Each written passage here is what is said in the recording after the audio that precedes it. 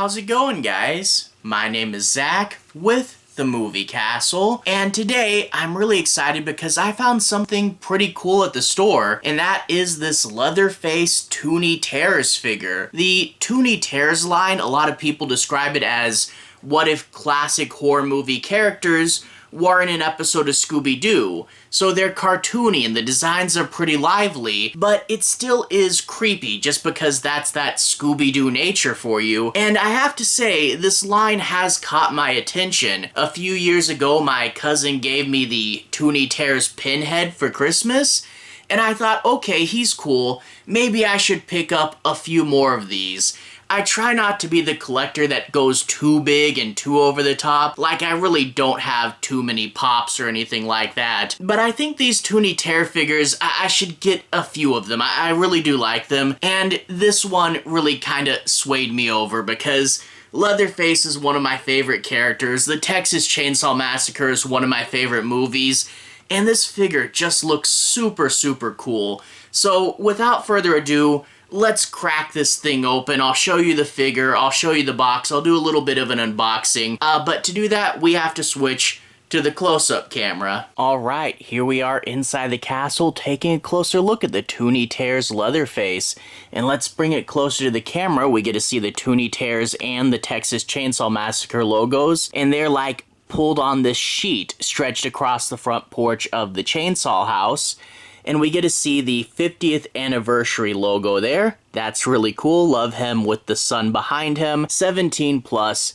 And then we get to see the character's name, Leatherface, parentheses, bloody. Now, I don't know how many versions they made of this figure. I don't know if there's a non-bloody version or not. But I know they had another costume for him. I think they called it the Pretty Woman costume. And there's been so many Leatherface costumes throughout the whole series. I don't know if I'll buy every single one. I don't know how many they're going to make. That being said, Texas Chainsaw 2 Leatherface might be kind of tempting, I don't know. But anyway, there he is in front of his porch, Toony Terrors on the side and the other side. And one thing's pretty cool is the back of the box is a little display. So if we were to cut this out, we could put the figure in front of it and he has a little environment. This is, of course, his sliding door with the red wall with the skulls behind it.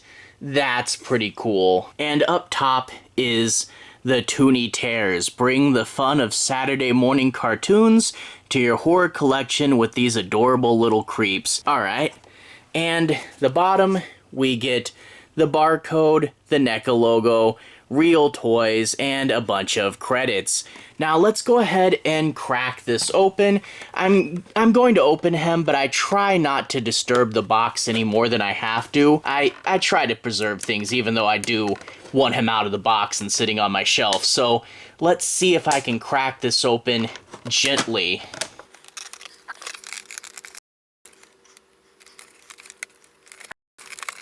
He's wanting to take the whole front of the box with him. I was hoping to preserve some of the picture. There we go. Not as pretty as I'd hoped. There we go. Well, there's some of his front porch left. Yeah, this was really wanting to pull up, and I tried like 3 different corners. But whatever, let's get him out of there. There's that. There's the paper. And there's the figure. And it looks like we have one band across his middle, but I can probably get this out. Yeah. There's the chainsaw. It's the classic yellow one from the movie, and it's got the blood splatter on it, so like it's shoved into someone, and that's the splatter it would make toward the saw. That's a pretty cool prop right there. Let's set that down and work on Leatherface. 2 little things. Alright, ran out and got the X-Acto knife. Alright, it's taking a minute, but I think we got him. Ooh. There we go. Ooh, he is not wanting to come out. Come on. Come on. Wow, he is really in there.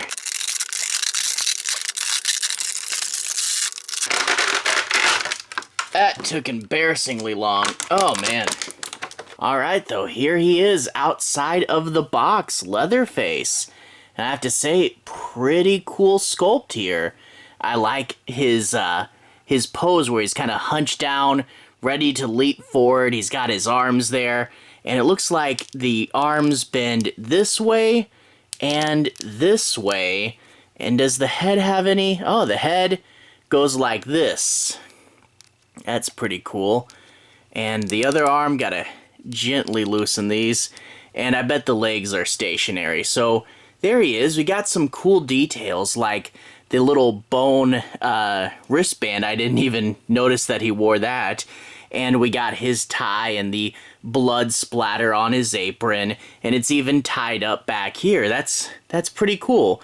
He's got pegs. No, nothing for him to go into, but I think pegs are relatively universal. So if you had something for him to stick onto, but I bet you he stands, yeah, he stands pretty good on his own. Now, the question is, what pose do we put him with the chainsaw in? You have the chainsaw, this part going in the back, and this part going in the front. Careful, don't break it. I know NECA's, you gotta be careful with them. There we go. So yeah, due to the distance he's got to cover with his hands, it does limit what poses you can do, but he can raise it. He can't quite get it that far over his head. It looks like he's blocking his face. So he's probably just going to be in this one pose then. Let me get him right. There we go. So he's probably going to stay like that. I mean, if you had him holding the chainsaw one-handed, you could probably get a few more poses out of him. But because his arms are at such extreme angles, they don't have a huge range of motion, and he has to hold it at two places, he's pretty much going to just be like this. But that's a cool figure still. I treat these things more like statues, and I don't try to pose them too much too often, but yeah, this is pretty cool. Now, let's get the backdrop behind him. That's pretty fun as well. Look at that. Because he's kind of hunched over, the backdrop is surprisingly large for him. Now, one thing I am curious, I do have just off screen a friend for him, Pinhead. Yeah. They actually are more in scale than I would think. I thought these two might not be in proportion too well, but they actually do fit fairly well together. Although this is a later figure, and I think the later ones just got more and more cartoony. But here they are, ready for the world's weirdest crossover. I mean, what would this movie even be like? Oh, man. But there we go. I have Pinhead. I have Leatherface, now I have two of them, and I think if I got a few, I don't know if I want to go crazy on this, but I think if I got a few more, that'd be a fun little display of horror characters there. Anyway, to everyone who's watched so far, thank you for watching.